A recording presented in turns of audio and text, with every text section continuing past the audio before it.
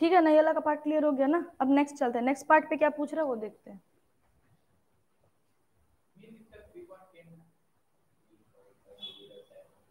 हाँ, जूल में कुछ आया है तुम्हारे यहाँ पे 4.97 into 10 to the power minus 19 joule आया है, ठीक है ना, तो कुछ वैसे आएगा। अब माइनस अगर कन्वर्ट करेंगे तो माइनस नाइनटीन कैंसिल आउट हो जाएगा और 4.97 बाई 1.6 करना है, सिंपल है। ठीक है, अब जितना वैल्यू आएगा देख लेना, ठीक है, कितना भी इलेक्ट्रॉन वोल्ट आएगा। तो हमारे पास दो वैल्यूज रेडी होने चाहिए, ठीक है, जूल का निकाल के ना फिर ये वाला करना। अब जूल वाला एक लिख लेना, फिर उसके बाद उसको इलेक्ट्रॉन वोल्ट में क्यों करना मैं बता रही हूँ तुमको। नेक्स्ट पार्ट में क्या काम आने वाला तुमको तो नहीं पता है ना। मुझे क्या पता है नेक्स्ट टाइम मुझे जूल वाला वैल्यू लगेगा या फिर इलेक्ट्रॉन वोल्ट वाला वैल्यू लगेगा, मुझे नहीं पता है ना। इसे दोनों रेडी रखना अपने पास। चल ये तुम अब ठीक है, क्लियर है ना। अब देखो इसके आगे, ठीक है, अब नेक्स्ट पार्ट तुम्हारा क्या पूछ रहा है कि the kinetic energy of the emission, ठीक है। अब देखो हम लोग ये पता है वो मोशन में है इलेक्ट्रॉन, तब उसका काइनेटिक एनर्जी कुछ ना कुछ होने वाला ही है, ठीक है। तब बोला इसका काइनेटिक एनर्जी निकालो। तो काइनेटिक एनर्जी का मैंने क्या क्या फॉर्मूला बताया था, बोलो। ईपी माइनस फाइव है ना। मैंने बताया था kinetic energy is equal to EP minus five. EP क्या है, एनर्जी ऑफ प्रोटॉन, ठीक है। फाइव क्या है, वर्क फंक्शन। दोनों ही है ना मेरे पास, मैंने तो अभी अभी ही ईपी कैलकुलेट किया है, अभी तो मैंने एनर्जी ऑफ फोटोन कैलकुलेट किया है। हाँ, सिंपली दोनों वैल्यूज को माइनस कर देना, ठीक है, इसीलिए मैंने इलेक्ट्रॉन वोल्ट में कन्वर्ट करवाया। देखो अब आसानी से तुम बस माइनस करोगे तुम्हारा आंसर आ जाएगा, ये नहीं कि इसको निकाले फिर जूल में किए फिर कोई झमेला नहीं, मैंने यहीं पे सारा काम खत्म कर दिया है ना। अब सीधा बस माइनस करना है मेरे को, ठीक है। तो कितना आया था इलेक्ट्रॉन ईपी का, तुम लोग कितना बोला, 3.10 आया था ना, माइनस 2.13 हो गया, सिंपल। जो भी आएगा that will be in electron volt. Clear है, आसानी से सेकंड पार्ट हो गया, हुआ ना। अब देखो इसीलिए मैंने बोला कि एक ही पार्ट में मेहनत करो, ठीक है ना, बाकी तुम्हारा तभी आसानी से आ जाएगा धीरे धीरे। नेक्स्ट मैंने क्या बोला था, the velocity of the photo electron, है ना। काइनेटिक एनर्जी का दूसरा फॉर्मूला क्या जो तुम लोग जिससे वाकिफ हो, हाफ एम वी स्क्वायर, जानते हो ना। तुमको क्या पूछा, वेलोसिटी, तुमको अब समझ जाना है कौन सा फॉर्मूला लगाना है, ठीक है, उसी से तुम समझ जाओगे। देखो ऐसे पहले पूछा मेरे से क्या, काइनेटिक एनर्जी। अब मेरे को देखना है कि मेरे पास है क्या क्या। फाई और ईपी दोनों प्रेजेंट है तो हम सिंपल ये वाला फॉर्मूला इस्तेमाल कर लेंगे, ज्यादा जाएंगे ही नहीं कोई डिफिकल्टीज में। नेक्स्ट क्या पूछा मेरे को, वेलोसिटी, तो मेरे पास है क्या, अकेला काइनेटिक एनर्जी ही है। और क्या है, मास ऑफ इलेक्ट्रॉन, वो तो भाई फिक्स्ड है ना, तो मेरे पास है, तो हम क्या इस्तेमाल कर सकते हैं, हाफ एम वी स्क्वायर इस्तेमाल कर सकते हैं। तो फिर तुम नेक्स्ट पार्ट क्या करोगे, कुछ नहीं, जस्ट इक्वेट कर देना, ठीक है, मिटा दे रही हूँ इसे। थर्ड पार्ट मेरे को क्या पूछा, वेलोसिटी, है ना, तो लिख सकते हो,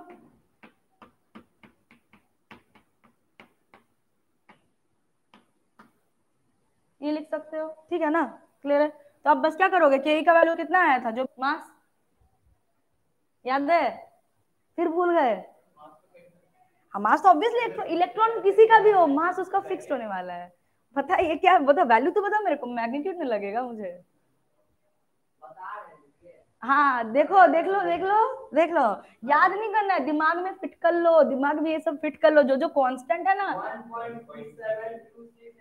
यहाँ से चौक फेंकूंगी वहां जाके टपकेगा मेरा समझे ना, गलती की। 6.138 into 10 to the power minus 33 है। हाँ वो इलेक्ट्रॉन का मास है, वो गलत नहीं है, मैंने गलत एलिमेंट यूज किया था, वो वैल्यू सही है, 9.1 ही है। ये हो गया तुम्हारा फोटोन का मास, ठीक है। फोटोन का मास कितना है, 6.138 इंटू 10 टू पावर माइनस 33, तुम 6.1 भी इस्तेमाल कर सकते हो ऑन राउंड ऑफ फिगर, ठीक है, इतना टिपिकल वैल्यूज नहीं यूज करते हम लोग। तो वी स्क्वायर आ गया तो क्या हो जाएगा, रूट अपॉन, इस वैल्यू को पुट कर देना 0.97 इंटू 2, क्या हो जाएगा, by 6.138 into 10 to the power minus 33, ठीक है। कैलकुलेट करना आ जाएगा, v का वैल्यू, वेलोसिटी तुमको मिल जाएगा। बस यही तो तुमको निकालना था, वेलोसिटी किस में आएगा, वेलोसिटी मीटर पर सेकेंड, ऑब्वियसली यूनिट क्या हो जाएगा, मीटर पर सेकेंड, सिंपल है। अभी मास ऑफ फोटोन है ये, mass of photon mass of electron अलग है, वो मैं कंफ्यूज कर गई थी, तुम लोग तो कंफ्यूज करोगे। इलेक्ट्रॉन से डील कर ही नहीं रहे हैं ना हम लोग यहाँ पे, तो कहाँ से होने वाला है? हम लोग यहाँ पे डील ही कर रहे हैं तुम्हारा फोटोन से, तो फोटोन का मास तो अलग होना ही है ना। देखो ये सब न्यूमेरिकल बेसिकली फोटोन से ही डील करेगा, ठीक है, ये सब जो न्यूमेरिकल है, क्योंकि हम लोग डुअल नेचर ऑफ लाइट पढ़े ना, तो लाइट के जो पार्टिकल्स उन्हें हम फोटोन कहते हैं, ठीक है ना, तो इसलिए photon obviously mass of photon भी याद करना पड़ेगा। हाँ लिख लो, मना थोड़ी किया मैंने कि मत लिखने ज्यादा तुम दिमाग में डाल लोगे ना तो ज्यादा काम आएगा, ये ना, ठीक है। तो ये क्लियर हो गया कैसे बनेगा, ठीक है ना। बेसिकली तुमको देखो क्या क्या तुमको जानना है, फॉर्मूलाज, एनर्जी का क्या होता है, उसका क्या क्या फॉर्म्स है ना, मतलब लैम्डा से क्या होगा, फिर तुम्हारा न्यू से क्या फॉर्मूला है एनर्जी का फॉर्मूलाज, और क्या काइनेटिक एनर्जी का फॉर्मूलाज, ये सब जानना है, ठीक है ना। यही दो शायद फॉर्मूलाज है ना बेसिक, और तो कुछ बताया नहीं था मैंने।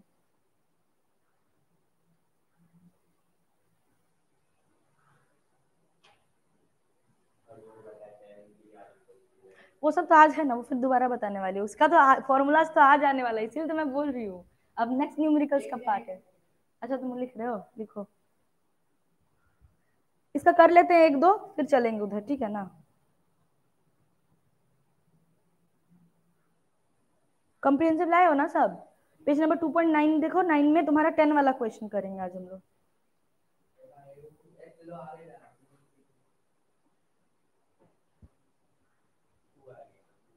पीछे आगे आ जाओ, क्या दिक्कत है?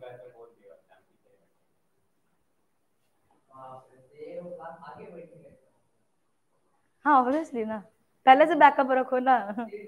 अब थोड़ी है मेरे पास क्या बोलते, सारा डेटा मेरा लॉस्ट हो गया फिर जाके मैं बैकअप करूंगी, पहले से ना बैकअप करूंगी। तुम देख लेना कि तुमको कोई डाउट डाउट होगा ना, मेरे को बताना, ठीक है, देख लेना घर जाके। और कुछ पढ़ाया नहीं था बेसिकली, लास्ट डे यही सब टर्म्स ही पढ़ाया था, और क्या आयनाइजेशन एनर्जी पढ़ाया था, बॉन्ड एनर्जी पढ़ाया था। आयनाइजेशन एनर्जी मतलब बताओ, जो पर्टिकुलर देखो, अब कोई भी एटम जब आयन लूज करेगा, आयोनाइजेशन एनर्जी मतलब समझ लो टोटली वो आयन से डील करने वाला है। तब कोई भी एटम जब आयन लूज करेगा तो ऑब्वियसली उसको कुछ अमाउंट ऑफ एनर्जी लगेगा, खुद ब खुद थोड़ी लूज कर लेगा, वो एक अमाउंट ऑफ एनर्जी लगेगा तब जाके वो इलेक्ट्रॉन लूज करेगा, तो दैट पर्टिकुलर एनर्जी, उसी पर्टिकुलर एनर्जी को हम लोग क्या बोलते हैं, आयोनाइजेशन एनर्जी, ठीक है।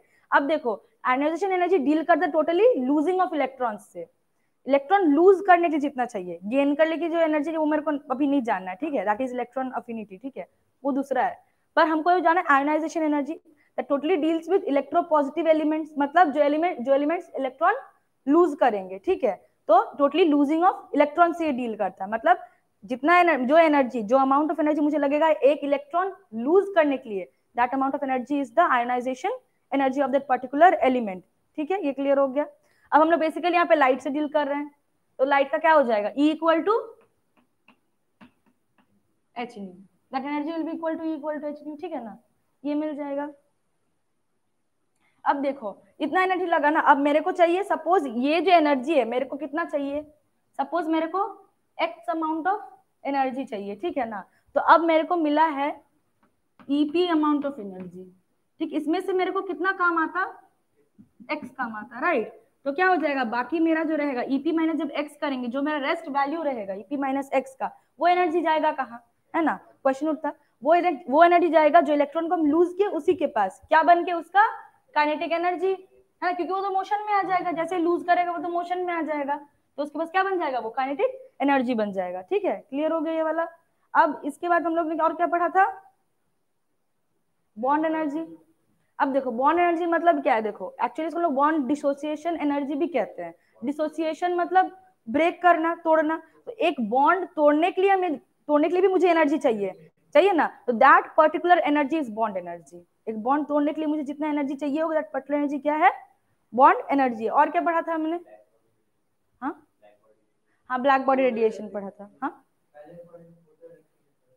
फोटो इलेक्ट्रिक इफेक्ट, तुम फोटो इफेक्ट भी नहीं पढ़े ना, वही तो उसी में था ना शायद।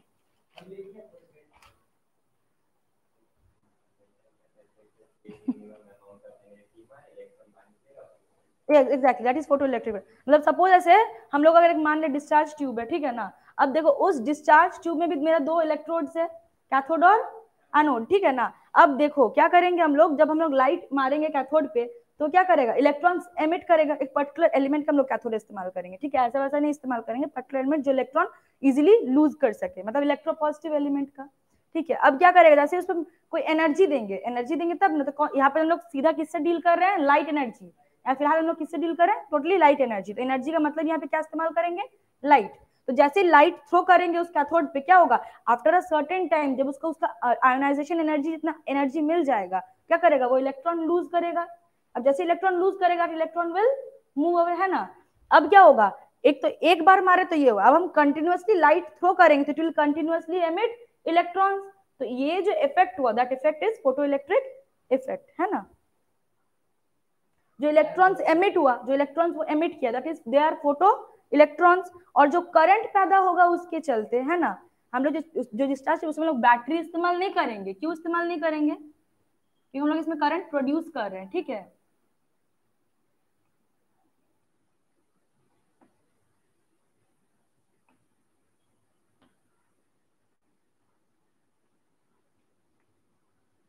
ये देखो, इसमें लोग क्या करेंगे, एक बल्ब कनेक्ट करेंगे, या फिर गैल्वेनोमीटर कनेक्ट करेंगे, या फिर एमीटर कनेक्ट करेंगे, ठीक है। अब क्या करें हम लोग, मैंने यहाँ पे बल्ब ले लिया है, ठीक है। अब क्या होगा, ये मेरा कैथोड और ये मेरा एनोड। अब जब इलेक्ट्रॉन्स मेरा एमिट होगा यहाँ से एमिट होकर इधर जाएगा, तो this will produce a flow of electrons continuously. जब मैं इस पे क्या बोलते हैं, लाइट एनर्जी जब मैं इस पे कंटिन्यूअसली थ्रो कर रही होंगी, तो इलेक्ट्रॉन्स भी कंटिन्यूअसली एमिट होंगे। तो क्या होगा, this will create a flow of electrons. A flow of electrons मतलब ये क्या होने वाला है, वहां पे इलेक्ट्रिसिटी, है ना। दैट मीन्स वहां पे इलेक्ट्रिसिटी होने वाला है, और मुझे तो वही डिटेक्ट करना था। तो क्या होगा, बल्ब मेरा ग्लो करने लगेगा, है ना। तो मुझे पता चल गया कि वहां पे करंट हुआ, that means this is photo electric effect, ठीक है। ये जो इफेक्ट हुआ कंटिन्यूअस फ्लो ऑफ इलेक्ट्रॉन को, ऐसे जो करंट प्रोड्यूस हुआ, that is photo electric effect, ठीक है। अब ये जो करंट प्रोड्यूस हुआ, that is photo current, and these electrons are called photo electrons, ठीक है। इतना ही था फोटो। हाँ, नेक्स्ट हम लोग और क्या पढ़े थे, black body radiation. Black body radiation इससे पहले पढ़ाया था शायद मैंने।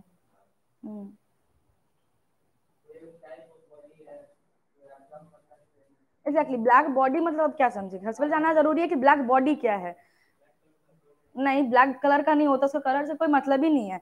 ब्लैक बॉडी मतलब हम लोग बोलते हैं कि सपोज कोई बॉडी अगर तुम्हारा x amount of energy absorb कर रहा है, ठीक है, तो वो x amount of energy he release करेगा, ठीक है।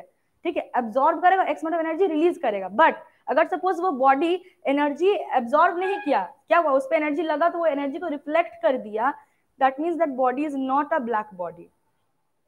मतलब वो 1% एनर्जी भी रिफ्लेक्ट नहीं करना चाहिए, उस पर जितना एनर्जी गिर रहा है, it should absorb that energy totally, और उस एनर्जी को टोटली वो रिलीज भी करना चाहिए, ठीक है। अब देखो, एब्जॉर्ब करते करते ही तो वो मतलब रिलीज नहीं करेगा ना, इट विल एब्जॉर्ब, स्टोर करेगा ना, after some time it will start releasing, ठीक है। तो that body is called black body, जो तुम्हारा क्या करे, टोटली एब्जॉर्ब करे विदाउट, एब्जॉर्ब करे और या फिर एमिट करे विदाउट रिफ्लेक्टिंग इट, ठीक है। ये मेंशन करना जरूरी है कि रिफ्लेक्ट नहीं करेगा, क्योंकि देखो क्या होता है ना, जब भी हम लोग कोई बॉडी पे लाइट डाल रहे होते हैं ना, वो एब्जॉर्ब करता है, बट क्या होता है, अब उसका सरफेस वाइज, उसका टेंडेंसी वाइज वो कुछ अमाउंट रिफ्लेक्ट भी कर देता है, तो that energy should not be reflected, ठीक है। ब्लैक बॉडी में रिफ्लेक्शन होगा ही नहीं, it will totally absorb and totally release it. तो ये जो प्रोसेस हुआ, इसको हम लोग बोल सकते हैं that phenomenon is black body radiation, ठीक है ना। और जो बॉडी ये प्रोसेस मतलब सक्सेसफुली कर पाया, it is black body, okay. Photo effect बताया तो मैंने, हाँ, उसके बाद ही इधर आई। हम्म, पढ़ाई है, लेकिन फिर भी मैं बताती हूँ, क्योंकि अब तुम लोग इसके ऊपर ये क्या बोलते हैं और थोड़ा नोटिस करोगे, ठीक है। पहले न्यूमेरिकल कर लो, फिर उसके बाद करेंगे बोर्ड सर्टिफिकेट मॉडल पे आएंगे, ठीक है। 10 वाला क्वेश्चन देखो, 2.9 का 10 वाला क्वेश्चन, इसको मिटा देते हैं।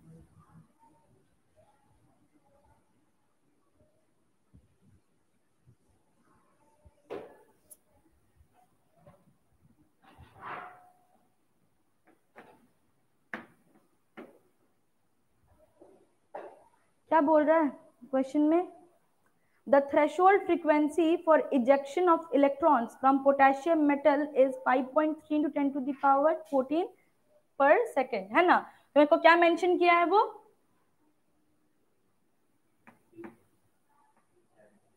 थ्रेशोल्ड फ्रीक्वेंसी ना, मतलब न्यू नॉट, है ना।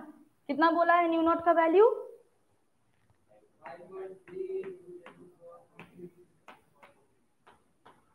पर सेकेंड, है ना? ठीक है, मेरे पास न्यू नॉट है। नेक्स्ट क्या बोला है? Will the photon of a radiation having energy 3.31 into 10 to the power minus 19 joule exhibit photoelectric effect। मतलब क्या बोल रहा है? ईपी मेरे पास कितना है?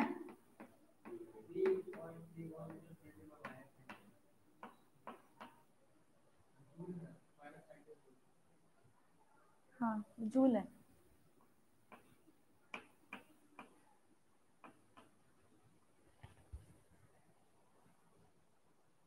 अब बताओ तो कौन सा फॉर्मूला अप्लाई कर सकते हैं यहाँ पे?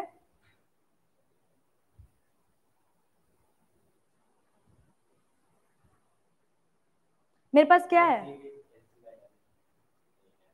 एच सी बाय लैम्डा कैसे इस्तेमाल करेंगे? मेरे पास तो लैम्डा है ही नहीं।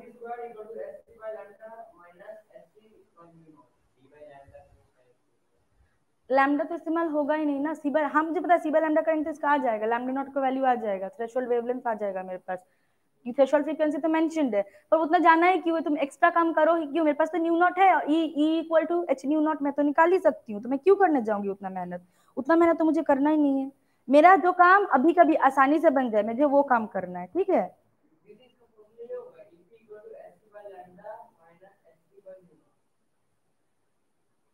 H C by lambda minus H C by nu naught, ये मैंने कब लिखा दिया? नहीं, न्यू नॉट क्यों आएगा? ये मैंने कब लिखा दिया? तो मुझे भी नहीं पता। क्या?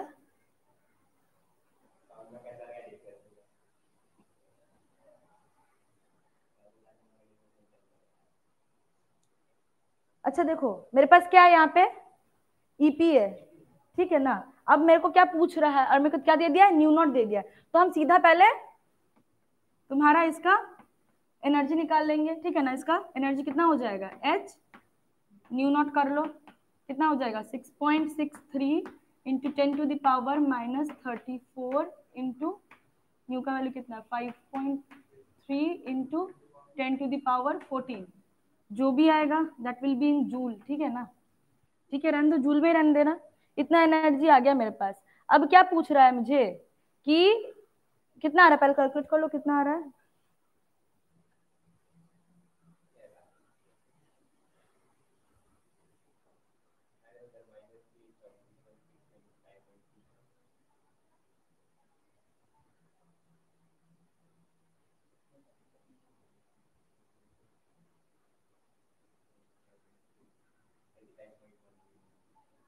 कितना आ जाएगा?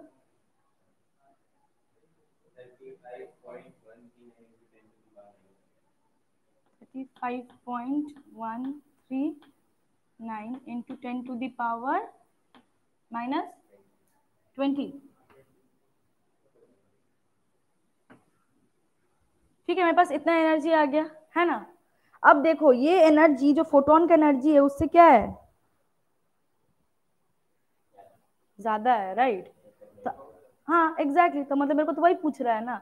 अब देखो, ये एनर्जी या तो कम होता या फिर सिमिलर होता, तब जाके हो पाता ना, क्योंकि देखो या तो इसके जितना होता या फिर कम होता। ये मेरा एनर्जी क्या है? इसका रिक्वायर्ड है मिनिमम। थ्रेशोल्ड फ्रीक्वेंसी मतलब क्या है? मेरा मिनिमम फ्रीक्वेंसी का मतलब इतना फ्रीक्वेंसी का मेरे को एनर्जी चाहिए, तब जाके मुझे मेरा इलेक्ट्रॉन इजेक्ट होगा। अब पूछ रहा है मेरे पास कि फोटोन की एनर्जी मेरे पास इतना है, ठीक है ना? अब इतने एनर्जी में से, अच्छा इजेक्ट क्यों नहीं हो गई थी देख के तो पता नहीं लगा पाएंगे ना, माइनस करके चेक कर लेना, ठीक है? अगर वैल्यू जीरो आता है या फिर मतलब क्या बोलते हैं, वैल्यू पॉजिटिव में आ जाएगा, तो मतलब क्या हो जाएगा? इलेक्ट्रॉन इजेक्ट हो जाएगा। नहीं आएगा मतलब क्या होगा तुम्हारा? या तो इससे ये वैल्यू ज्यादा आएगा, मतलब नेगेटिव में वैल्यू आएगा, तो तुम्हारा क्या होगा? नहीं निकलेगा। क्या? अरे बाबा, जब थ्रेशोल्ड एनर्जी पढ़ाई तभी नहीं पढ़ाई, आई मीन सर जब थ्रेशोल्ड फ्रीक्वेंसी पढ़ाई। अरे देखो, ये तो क्लियर है ना एनर्जी का फॉर्मूला, ठीक है? तुम न्यू नॉट को हटा दो, ये तो पता है ना एच न्यू होता है, ये पता है ना, ये चीज क्लियर है ना? अब मेरे को यहाँ पे क्या बोला है? मेरे पास क्या है? थ्रेशोल्ड फ्रीक्वेंसी है ना, तो पहले मैं इस फ्रीक्वेंसी का एनर्जी तो पहले कैलकुलेट कर लूं, फिर इस पे देखूंगी ना। मेरे को पूछ क्या रहा है कि इतना एनर्जी दिया है मैंने तुम्हें, अब तुमको एक इलेक्ट्रॉन इजेक्ट होगा कि नहीं ये मुझे बताना है। रेडिएट फोटो इलेक्ट्रिक इफेक्ट होगा मतलब क्या है, इलेक्ट्रिक तेरा इलेक्ट्रॉन तेरा इजेक्ट होने वाला है कि नहीं, इलेक्ट्रॉन तेरा निकलने वाला है कि नहीं। तो उसके लिए तो मुझे एक थ्रेशोल्ड फ्रीक्वेंसी क्या है, एक मिनिमम अमाउंट ऑफ फ्रीक्वेंसी है ना, इतना फ्रीक्वेंसी का मेरे को एनर्जी चाहिए ही, तभी मेरा एक इलेक्ट्रॉन जाएगा, ठीक है ना। तो अब देखो मेरे को इतना एनर्जी दे रहा है, मतलब इतना, अब देखो ये क्या सफिशिएंट पड़ेगा एक इलेक्ट्रॉन निकालने के लिए, नहीं पड़ रहा तो मुझे कैलकुलेट करके पता चला ना। तो मुझे एनर्जी तो पहले निकालना पड़ेगा, इलेक्ट्रॉन को कितना लगेगा, मिनिमम कितना एनर्जी लग रहा है, तो उसके लिए हम यही फ्रीक्वेंसी इस्तेमाल करेंगे, ठीक है।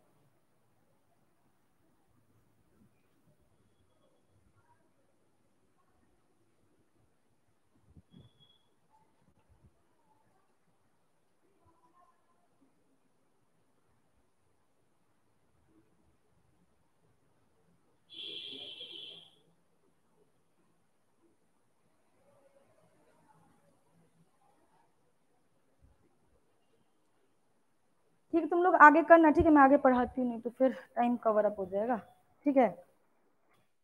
ये आगे और न्यूमेरिकल्स है, आगे करना, ठीक है। डाउट होगा तो मुझे बोलना। देखो ज्यादा नहीं है, 10 के बाद ही सारे न्यूमेरिकल्स है बस, तो उतना तो हो ही जाएगा ना, उतना तो कर ही लोगे ना। अरे जो जो डाउट होगा लेते आना, कोई चाप थोड़ी है उसका, जो डाउट होगा वो तो बता ही दूंगी, कोई चाप थोड़ी है, कोशिश करना, ठीक है। अब देखो हमने बोर्ड्स पोस्टुलेट पढ़ा था ना, अब देखो मैंने क्या बताया था, बोर्ड्स मॉडल किसके किसके लिए अप्लाई होने वाला है, नहीं बताया था ना।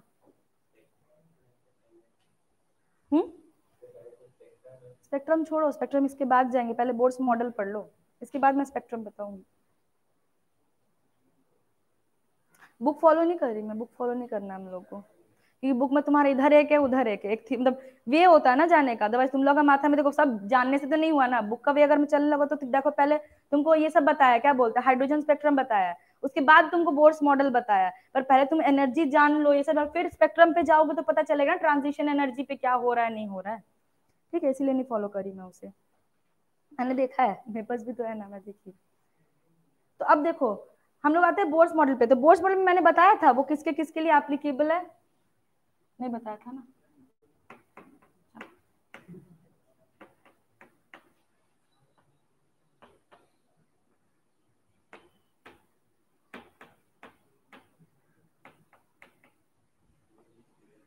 अब देखो बोर्स मॉडल में मैंने बताया था रिजेक्ट हुआ है ना, मतलब उसके भी कुछ ड्रॉबैक्स आए होंगे तभी, हाँ हाँ जरूर आए होंगे। इसका रिजेक्ट करके क्या आया, क्वांटम मैकेनिकल मॉडल, जो अभी तक टिल डेट एक्सेप्टेड है, ठीक है, मतलब अभी उसमें अभी तक कोई ड्रॉबैक नहीं आया है।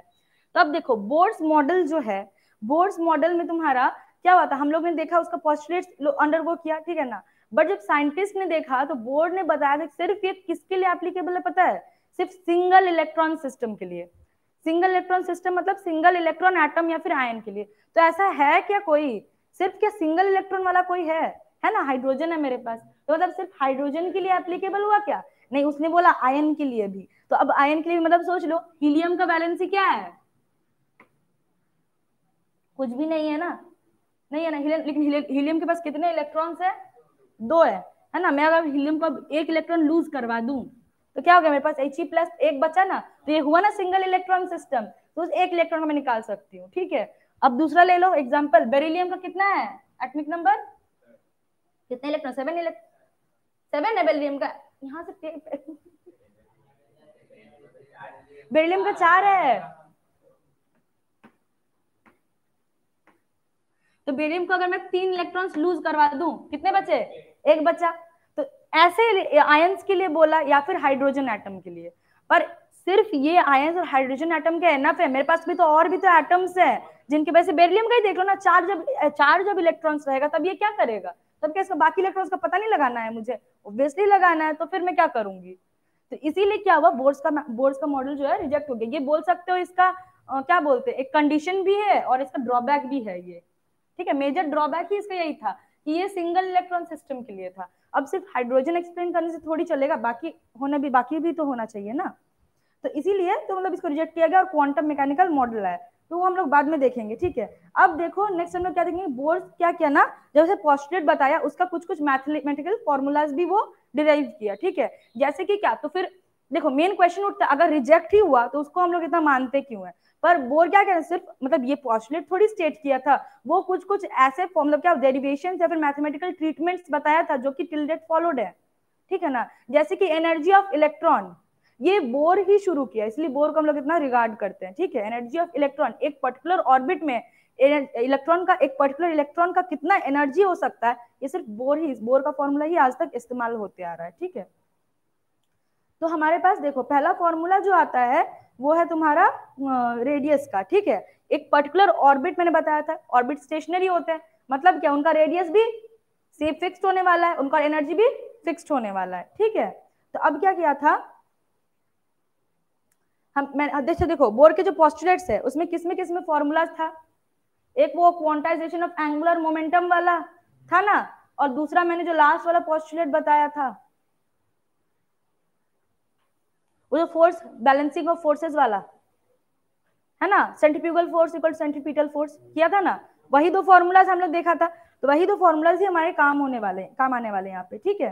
तो अब सबसे पहले क्या पढ़ा था, क्वांटाइजेशन ऑफ एंगुलर मोमेंटम वाला। क्या पढ़ा था क्वांटाइजेशन ऑफ एंगुलर मोमेंटम में, कि एंगुलर मोमेंटम, कोई भी ऑर्बिट का एंगुलर मोमेंटम क्या होगा, will be a integral factor part of h by 2 pi, है ना। मतलब mvr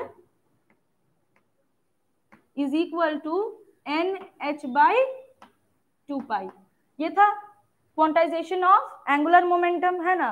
तो इसको हम लोग मार्क कर लेते हैं इक्वेशन 1 बोल के, ठीक है, फर्दर यूज होने वाला इसीलिए, ठीक है। नेक्स्ट क्या पढ़ा था, और एक फॉर्मूला पढ़ा था लास्ट वाला, बैलेंसिंग ऑफ फोर्सेस वाला, है ना। क्या पढ़ा था उसमें हमने, M V square by R is equal to, yes, K Z E square by R square, इसको मान कर लेते हैं हम लोग इक्वेशन 2, ठीक है। ये हो गए हम लोग, यही दो फॉर्मूलाज पढ़े थे ना बोर्ड्स में, बस यही दो फॉर्मूलाज लेके हमारा काम है। तो यही जो दो फॉर्मूला, यही हम लोग को तीन चीज बताने वाला है, क्या क्या, रेडियस, वेलोसिटी और एनर्जी। किसका रेडियस, ऑर्बिट का, किसका वेलोसिटी, इलेक्ट्रॉन का, और किसका एनर्जी, उस ऑर्बिट में, ठीक है ना, क्योंकि वो एनर्जी फिक्स्ड होने वाला है, ठीक है, उस ऑर्बिट का एनर्जी हम लोग पता लगाएंगे। लेकिन देखो इसमें भी क्या प्रॉब्लम आने वाला है, देखो आप बोर्ड तो इतना इंपॉर्टेंट चीज, बट ये किसके लिए है, सिंगल इलेक्ट्रॉन सिस्टम के लिए है। सिर्फ सिंगल इलेक्ट्रॉन सिस्टम का ही तुम एनर्जी क्या बोलते हैं, एंगुलर मोमेंटम, या फिर तुम रेडियस, या फिर ऑर्बिट कैलकुलेट कर सकते, ऑर्बिट का तुम एनर्जी कैलकुलेट कर सकते हो, ठीक है। हाँ ऑब्वियसली ये तो कांस्टेंट है, 9 × 10⁹ हम लोग कांस्टेंट इस्तेमाल करेंगे के को, के को, और को ऐसे फ्लक्चुएशन वाले हम लोग नहीं इस्तेमाल करने वाले हैं उसका। 9 × 10⁹ ये MKS सिस्टम में, और CGS सिस्टम में के का वैल्यू होता है 1, ठीक है।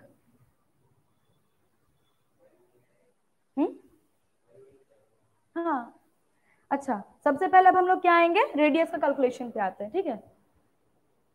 मैं इसको साइड पे लिख देती हूँ थोड़ा,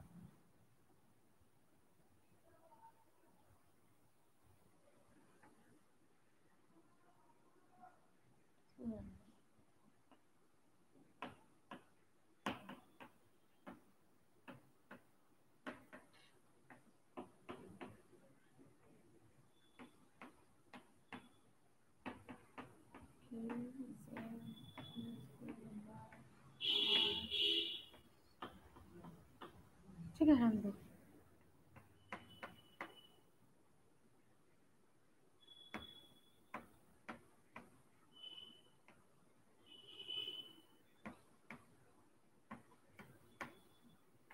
ठीक है, सबसे पहला हमारे पास ये, ठीक है।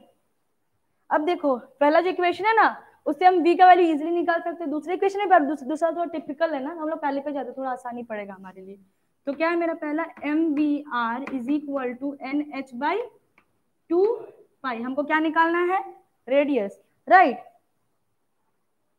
तो हम इसे लिख सकते हैं v is equal to nh by 2 pi m और r, ये लिख सकते हैं ना, ठीक है। ये हो गया पहला इक्वेशन से। अब दूसरा इक्वेशन क्या था मेरे पास, mv स्क्वायर बाय r, है ना, इक्वल टू के Z E square bye r square.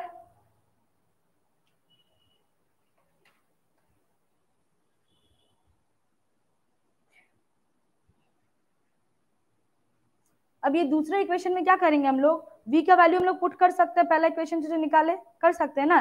क्यों कर रहे हैं हम लोग सिर्फ, क्योंकि तो हम लोग एक जगह पे सिर्फ r हो जाएगा, ठीक है ना, हमारी आसानी पड़ेगा ये। हम लोग क्या करेंगे, v का वैल्यू, v को सब्स्टिट्यूट कर देंगे नेक्स्ट सेकंड इक्वेशन पे, तो क्या हो जाएगा m बाई आर, v का वैल्यू कितना आया था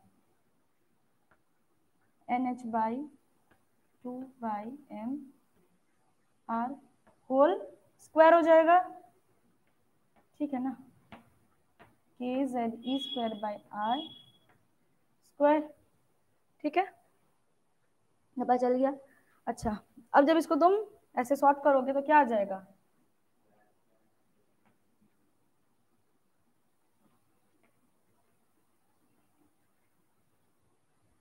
तो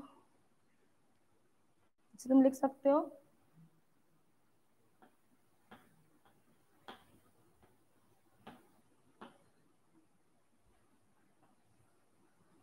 4 स्क्वायर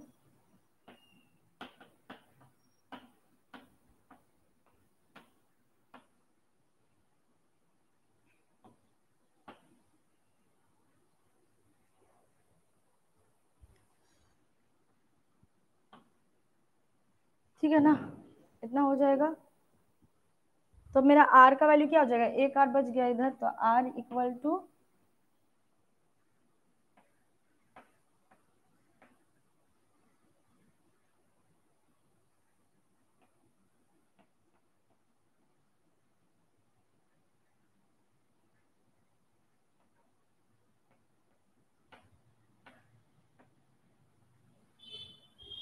ठीक है ना, बड़ा कंफ्यूजिंग सा वैल्यू है ना, याद रहने भी नहीं वाला है, कलर पर से भूल भी जाओगे फॉर्मूला, ठीक है, वैसे याद रखना भी नहीं है, मैं इसको अभी कभी छोटा कर दूंगी, वैसे देखने के लिए मैंने तुम्हें बताया कहाँ से आया, इतना क्लियर है कैसे आया आर का वैल्यू, ठीक है। अब देखिए ये फॉर्मूला कहाँ काम आने वाला है, ये फॉर्मूला तुमको क्या करेगा ना, तुमको परेशान करने के लिए एक ऑब्जेक्टिव देगा, एमसीक्यू देगा, पूछेगा तुमसे तभी क्या कि अच्छा बताओ तो ऐसा रेडियस का फॉर्मूला हो सकता है या नहीं है, ठीक है, और तुमको 4 गो ऑप्शन का दे देगा, ठीक है ना, ये इसको थोड़ा सा चेंज करके कुछ और, तुमको तब वहां पे काम लगेगा।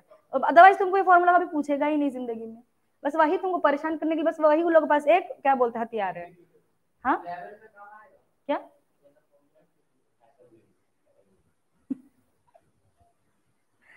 बेसिकली मैंने, हाँ ऑब्जेक्टिव तुम इतना टिपिकल फॉर्म में तुम इस्तेमाल क्यों करोगे, सिंगल इलेक्ट्रॉन सिस्टम का है तो अब भी क्या, अभी तुमको पता चलेगा क्यों इस्तेमाल नहीं करना है इसको, क्यों इस्तेमाल करोगे, यहाँ पे तुम देखना ना अभी कितना छोटा हो जाएगा ये, लेकिन तुमको कंफ्यूज करने के लिए मैंने क्या बोला, उसको एक नंबर तुमको नहीं देना है, तो कैसे तुमको एक नंबर नहीं देगा ना, ऐसे ऑब्जेक्टिव में डाल देगा, बोलेगा रेडियस का फॉर्मूला बताओ बोर्स एटॉमिक मॉडल का, और तुमको ऐसे करके 4 गो ऑप्शन दे देगा, तुमको बता ही दिया है, बस तुमको याद रखने का अच्छा कुछ ऐसा दिखता है, बस उसी के लिए तुमको बस एक बार रखना है याद, बेसिकली ना तुमको डेरिवेशन पूछने वाला है ना तुमको कुछ पूछेगा इसका, बस काम का मेरी चीज ये, क्यों ना मेरे को ऑब्जेक्टिव में कभी अगर दे दिया तो, हम लोगों को तो नहीं पता ना, वो लोगों को हम लोग से क्या दुश्मनी है आगे का, है ना, ठीक है, तो बस इसीलिए अब देखो हमारे पास इसी वैल्यूज में तुम देखो कितना कांस्टेंट है, तुम देखो क्यों मैं इसको बोल रही थी छोटा हो जाएगा, क्या क्या कांस्टेंट है, एच कांस्टेंट है, एच क्या है, प्लैंक्स कांस्टेंट है, मतलब वो क्या हमेशा सेम रहने वाला है, कोई भी इलेक्ट्रॉन ले लो कोई भी एटम लो क्या होगा, एच सेम रहेगा, सेम रहेगा।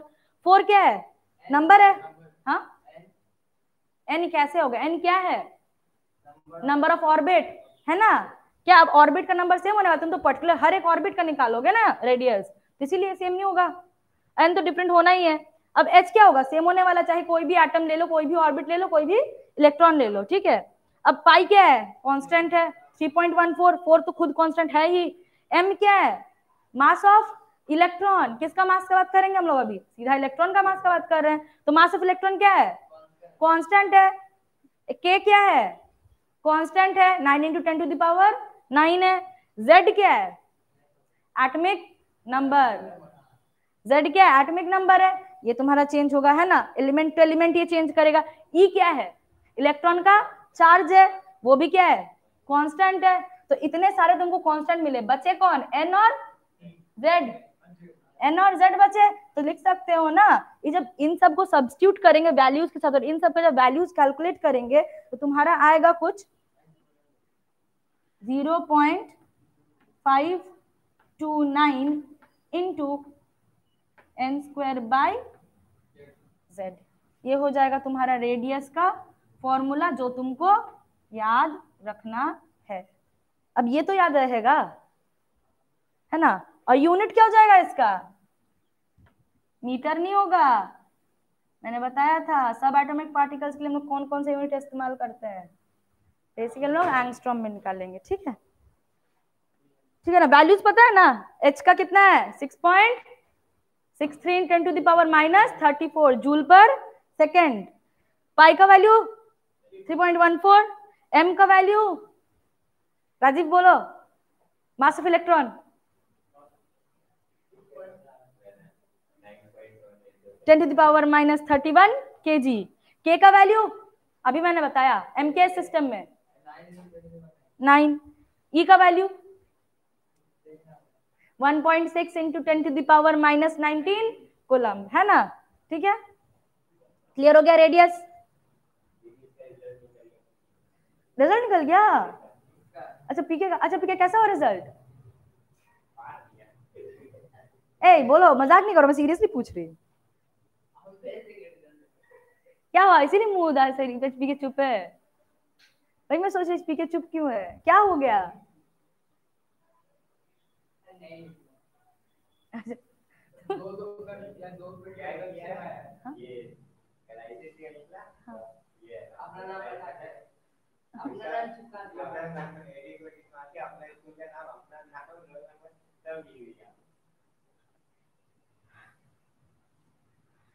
ठीक है, चलो रिजल्ट जैसा भी हो, जितना पढ़े होगे उतना ही नंबर आएगा, ये तो पता ही है ना।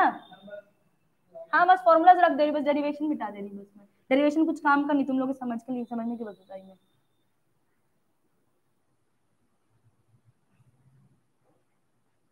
फॉर्मूलाज रख दे रही, डोंट वरी।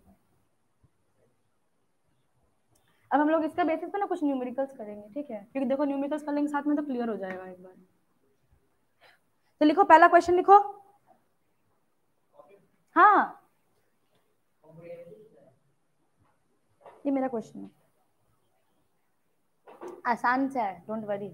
फॉर्मूला ही इतना इजी कर दिया, और क्या चाहिए तुम लोग को, बस एन और जेड तो जानना है। अच्छा एटॉमिक नंबर याद किए? 1 to 30, 11 का सिलेबस है 1 to 30। नियॉन, उसके बाद क्या है? सोडियम, मैग्नीशियम, सोडियम का मैग्नीशियम और silicon, sodium magnesium aluminium silicon phosphorus sulphur chlorine. इतना हुआ याद। फिर लास्ट में क्या है? Argon potassium calcium. 20 तक याद हो गया? हो गया ना 20 तक। अब आगे क्या है? और 10 एलिमेंट है, हो जाएगा वो भी, ठीक है ना। अच्छा लिखो, एक काम करो, शॉर्टकट ट्रिक लिख लो, मैं बता दे रही, फट से बता दे रही, फट से लिख लो।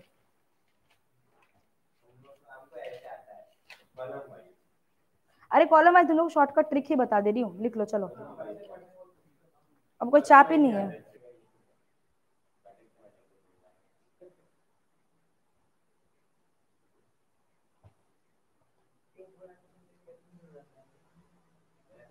अच्छा चलो लिखो लिखो, मैं बता रही हूँ, ठीक है।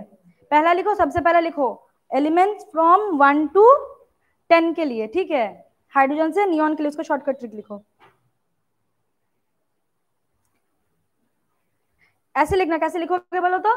एक एक वर्ड ऐसे ऐसे लिखोगे, ठीक है। लाइन बताऊंगी ना, एक एक वर्ड ऐसे लिखना, ताकि बगल में उसका आगे भी लिख सको, ठीक है। ठीक है ना। लिखो पहले हैप्पी हेनरी, लिखो ऐसे लिखना।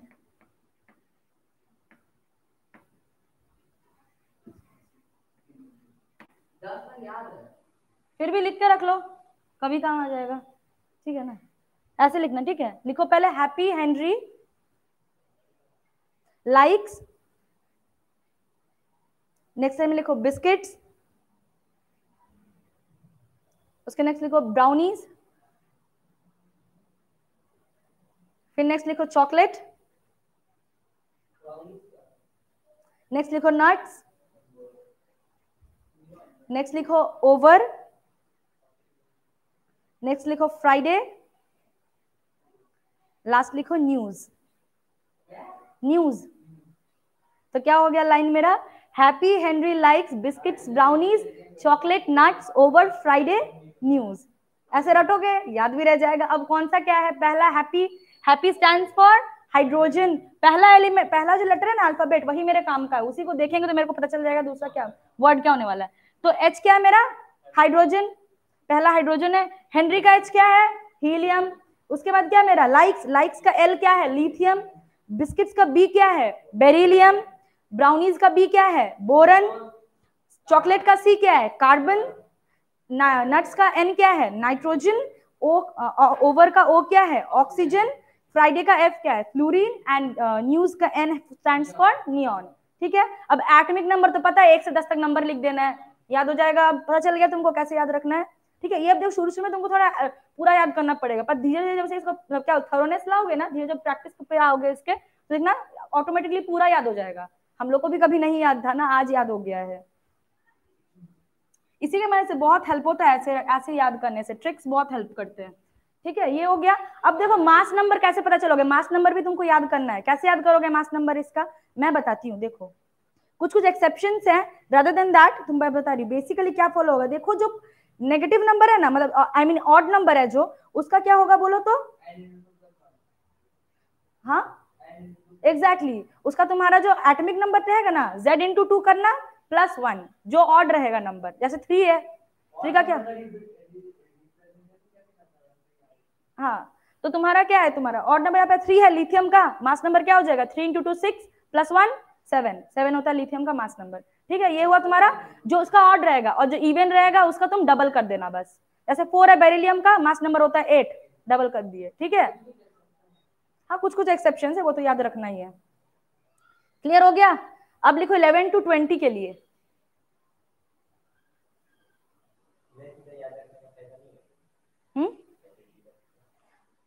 मतलब वो तुम्हारे, मतलब तुम जैसे याद कर सकते हो, मैं तुम्हें लिखा दे रही हूँ शॉर्टकट ट्रिक, तुम्हारा बेनिफिट, तुमको जैसे याद रखना है वो तुम पे है। ठीक है, मेरा काम मैं तुम्हें हेल्प कर दे रही हूँ आगे, तुम जिसको अब तुम्हारा तुमको जो इजी लगे।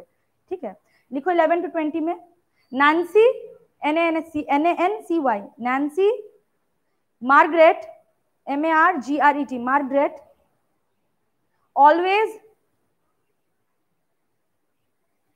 Size, SIGHS, sighs, please, stop, crowning, CROWNING, sorry crowning बोला मैंने, क्लाउनिंग लिखो, CLO, clowning, around, kittens, KITTENS, kittens, Carrie, CARRIE, carry.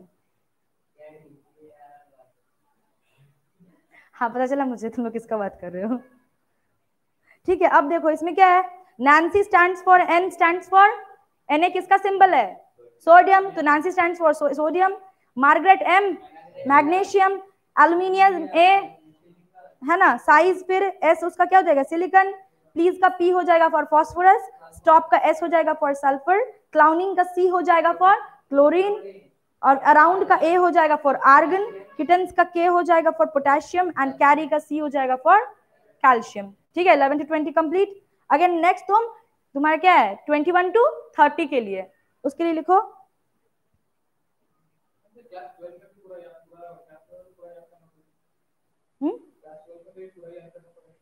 पूरा नहीं याद करना पड़ेगा, इसलिए मैंने क्लास 11 to 12 का होता है 1 to 30, ये तुमको रट के रखना है 11 to 1। हाँ 11 12 दोनों में कंबाइंड सिलेबस होता है ना। हाँ नहीं नहीं कभी नहीं, पूरा नहीं याद करना होगा, पॉसिबल है कि तुम पूरा रट सकोगे। सोचो ना, पीरियोडिक टेबल में 118 एलिमेंट्स है, पूरा रट सकोगे क्या, लैंथेनॉइड्स, एक्टिनॉइड्स, रेडियम एलिमेंट्स सब याद कर सकोगे क्या, इज इट पॉसिबल, नहीं ना। तो बेसिकली 1 to 30 याद रखना ही है, उसके बाद अगर कोई याद रख सके उसके लिए बेनिफिट है भाई, वो जानता है और क्या, लेकिन 1 to 30 याद रखना है, क्योंकि तुमको बेसिकली पूछ सकते हैं 1 to 30 का, क्योंकि तुम्हारा 11 12 में क्या होता है, क्रोमियम, वेनेडियम, ये सब एलिमेंट्स का इस्तेमाल ज्यादा हो जाता है। ठीक है, इसीलिए मास नंबर देखो 1 to 20 के लिए, मतलब 1 to 20 के लिए मैंने जो फॉर्मूला बताया, ठीक है, जो ऑड नंबर होगा ना, जिसका एटॉमिक नंबर ऑड होगा, जैसे 3 है लिथियम का, उसका क्या होगा, उसको डबल करना है, डबल करोगे मतलब इंटू 2 करोगे, 3 इंटू 2 क्या हो जाएगा 6 प्लस 1, और जिसका हाँ इवन जो होगा उसका बस डबल कर देना, 4 इंटू 2, बेरिलियम का 4 है एटॉमिक नंबर, डबल कर दोगे 4 इंटू 2 8, 8 उसका मास नंबर है। ठीक है, क्लियर हो गया। ये सिर्फ 1 to 20 के लिए, तुमको 21 to 30 का मास नंबर याद कर लेना पड़ेगा। ठीक है, मतलब उसका मेरे को शॉर्टकट ट्रिक मुझे भी नहीं पता है कुछ खास। ठीक है, अब 21 to 20 के लिए लिखो शॉर्टकट ट्रिक, 21 to 30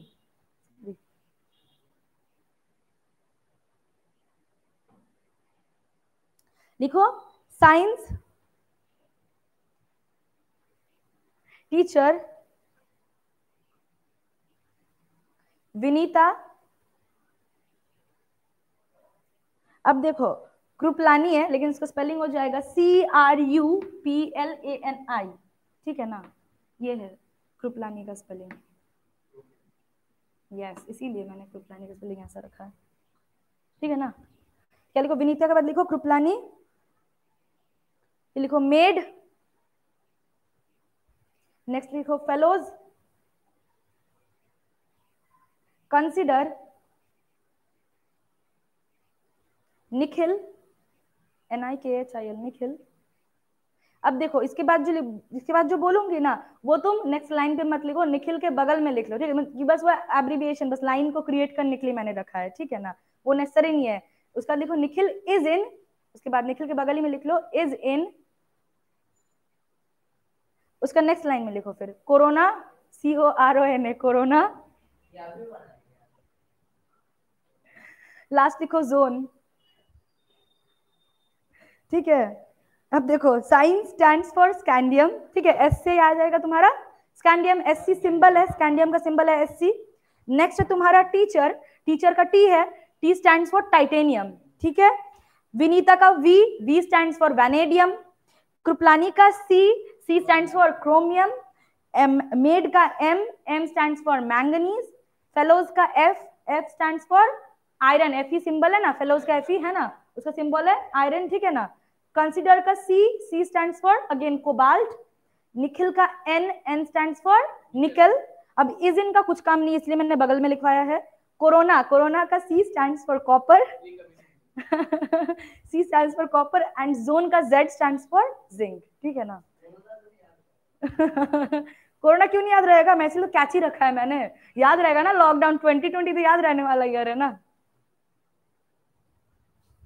ठीक है ना, वही बात है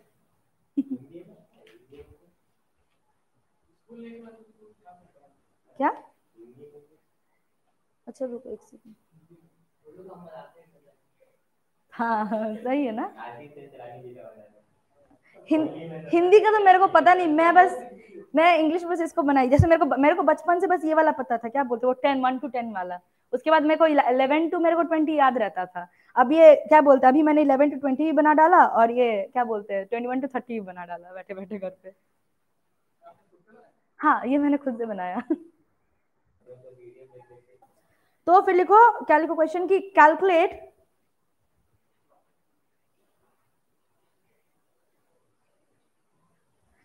radius of first, second and third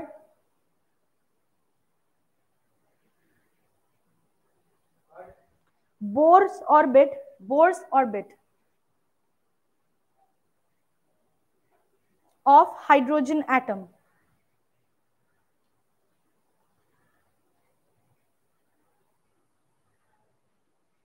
अब देखो मैंने बोर्स ऑर्बिट क्यों बोला,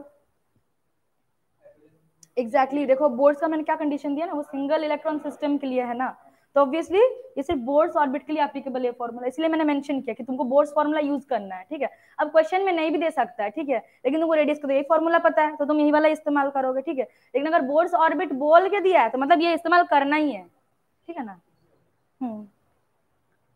तो अब देखो पहले मेरे को क्या बोला कि हमको क्या निकालना है, रेडियस निकालना है फर्स्ट, सेकंड और थर्ड ऑर्बिट के लिए। तो पहला मेरे पास R1 लिख सकते हैं, पहला रेडियस को लिख सकते हैं ना, तो उसमें क्या है मेरा n कितना दिया है, n इक्वल टू 1 है, पहला ऑर्बिट बोला है मतलब n इक्वल टू 1 है, और z क्या हो जाएगा 1 हो जाएगा, हाइड्रोजन एटम है। ठीक है ना, अब फॉर्मूला क्या है 0.529 इंटू एन स्क्वायर मतलब 1 स्क्वायर बाय वो z का वैल्यू क्या है 1 हो जाएगा, तो वैल्यू क्या आ जाएगा वही आ जाएगा 529 यूनिट क्या हो जाएगा एंगस्ट्रॉम।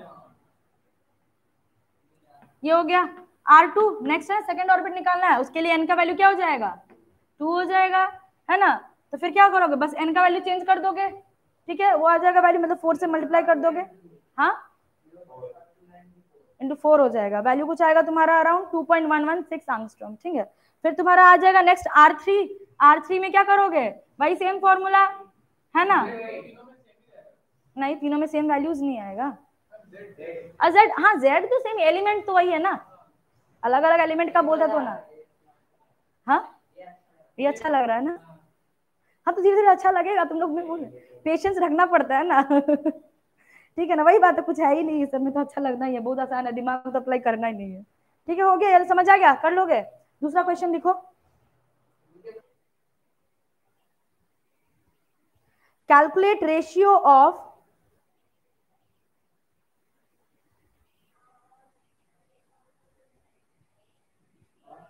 रेडियस ऑफ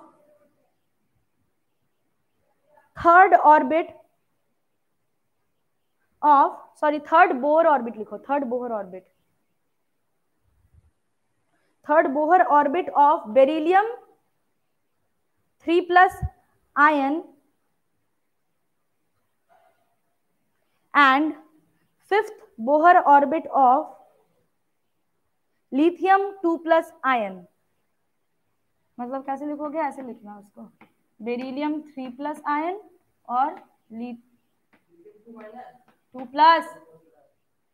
मैं अगर 2- बोलूं फिर भी नहीं लिखना कभी, मैं बोलूं फिर भी मत लिखना, ठीक है ना।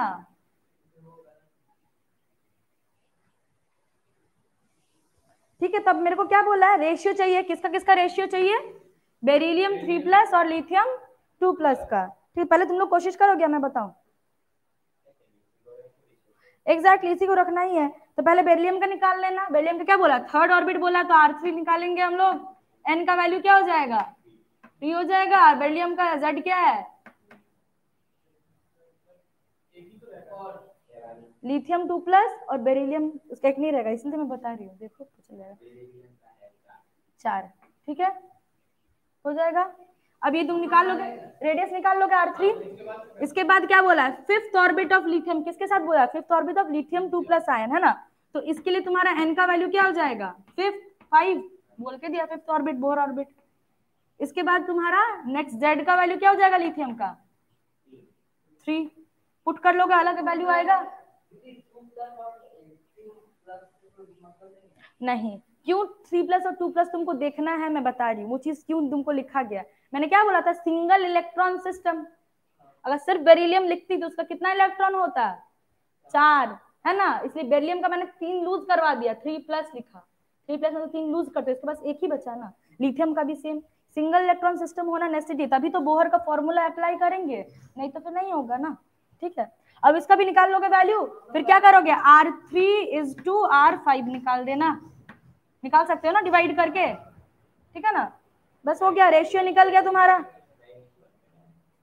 कितना 27:100 आएगा, आंसर हो जाएगा इसका 27:100, ठीक है, कैलकुलेट करके देख लेना। चलिए नेक्स्ट पे, ये तो हमने रेडियस देख लिया, अब नेक्स्ट आता तुम्हारा वेलोसिटी, किसका वेलोसिटी इलेक्ट्रॉन का, किसी भी पर्टिकुलर ऑर्बिट पे, ठीक है ना, एक ऑर्बिट पे नहीं, मतलब किसी भी कोई भी ऑर्बिट में रहेगा उसका वेलोसिटी का फॉर्मूला यही होने वाला है, ठीक है। अब रेडियस का फॉर्मूला जान गए हम लोग, ये जान गए हो ना, इसी से डिराइव कर लेंगे, वो तुम लिख सकते हो, ठीक है ना, वो तुम लिख सकते हो, ठीक है, लेकिन अगर बेसिकली तुमको क्या बोलते हैं हम लोग, जब पर्टिकुलर ऑर्बिट में इलेक्ट्रॉन के निकाल रहे होते हैं ना, तो हम लोग मतलब तभी हम लोग ये फॉर्मूला, मतलब वो mvr equal to angular momentum वाला फॉर्मूला नहीं इस्तेमाल करते हैं, ठीक है ना, वो तो बस क्वांटाइजेशन के लिए हम लोग इस्तेमाल करेंगे, हम लोग इसके लिए फॉर्मूला इस्तेमाल करते हैं, ठीक है। देखो आर एन इक्वल टू, जानते हैं ना, अब देखो ये तो मेरा हो गया कोई भी ऑर्बिट का, तो हम लिख सकते हैं ना nth ऑर्बिट पे, तो nth ऑर्बिट पे क्या हो जाएगा आर एन, पहला ऑर्बिट पे अगर मेरा R1 हो रहा था तो nth ऑर्बिट पे क्या हो जाएगा Rn हो जाएगा, इसका फॉर्मूला क्या हो जाएगा भाई, n square h square by 4k pi square m z e square, है ना, लिख सकते हैं यही वैल्यू, ठीक है, नहीं हमारे पास था। अब इसी वैल्यू को डाल दो एम्बियर वाले पे,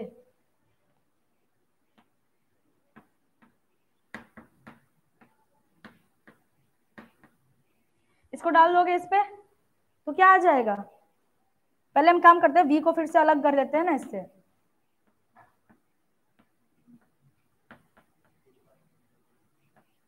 है ना, अब r का वैल्यू डाल दोगे तो ये कुछ आ जाएगा तुम्हारा, ऐसा मैं बताती हूँ, तुम्हारा कुछ आ जाएगा 2 पाई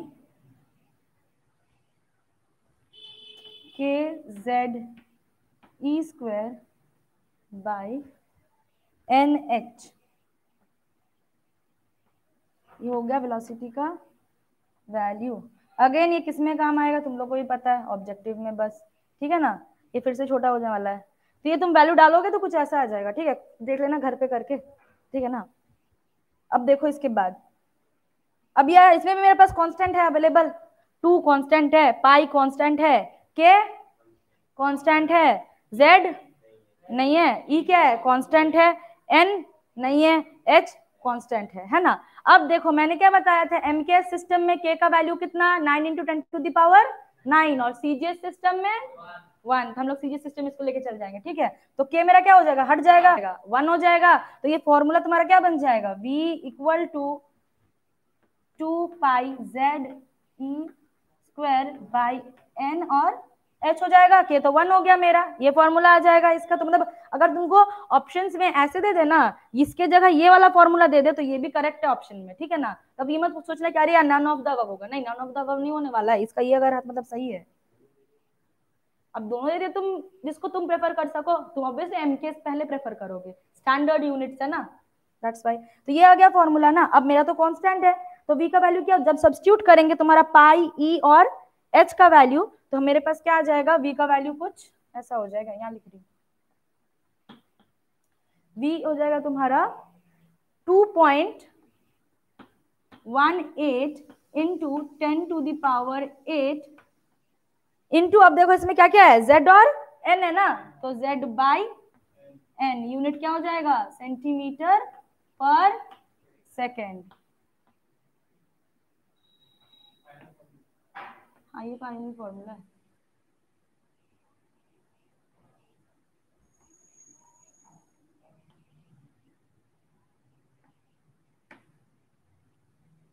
ठीक है, ये हो गया मेरे पास v का फॉर्मूला, क्लियर है, मिटा दूं,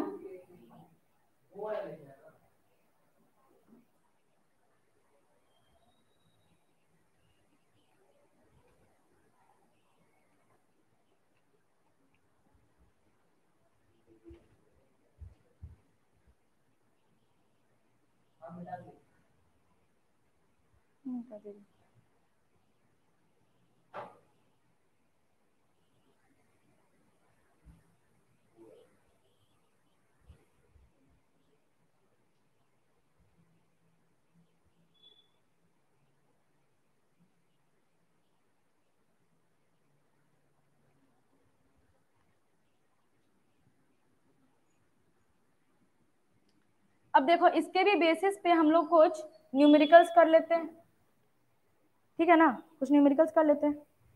अब लिखो, तब पहला क्वेश्चन लिखो,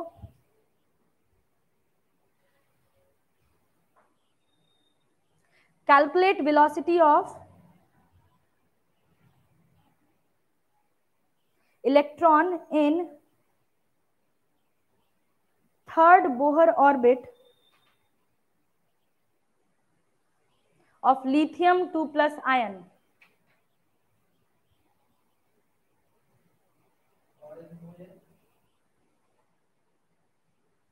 हाँ 10⁸ हो जाएगा, 10⁸ है वो, 6 नहीं है।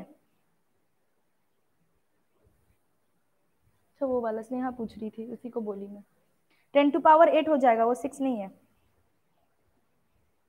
ठीक है, तो लिखा, क्वेश्चन लिखा, कहाँ पे अटक गए।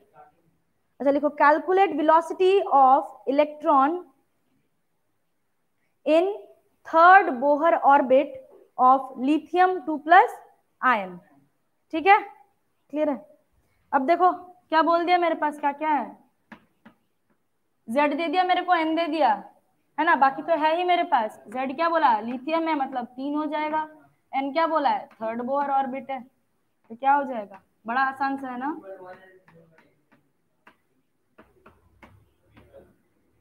सीधा लिख दो, कट गया, काम खत्म है मेरा। हाँ ऑब्वियसली, यूनिट क्या हो जाएगा, अगर बोले तुमको मीटर पर सेकंड कर सकोगे, कन्वर्ट कर लेना, ठीक है ना। उसके लिए फॉर्मूला मत चेंज करने जाना, फॉर्मूला वही रहेगा। ठीक है, हो गया। नेक्स्ट क्वेश्चन और एक लिख लो।